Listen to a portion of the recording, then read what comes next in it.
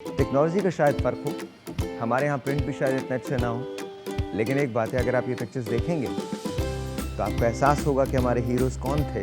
आज हम वैसे हमने पूरा बेस और सारे हमने कॉन्टूरिंग हर चीज़ कर ली। आई मेकअप दिखाएंगे और आई मेकअप भी मैं थोड़ा सा कलर आई मेकअप दिखाऊंगी ब्लूज में कि हमारी एक आदत है ना हर कोई इवेंट हो रहा है चले जाते ब्लीच लगाने, पर रियलिटी में ब्लीच की वजह से भी बहुत दफ़ा लोगों को ये डार्क स्पॉट्स होते हैं। ऑयस्टर सॉस में मैंने लेमन डाला है, तकरीबन मैंने 4 टेबलस्पून Yeah, डाले looks really हैं, nice. ठीक है।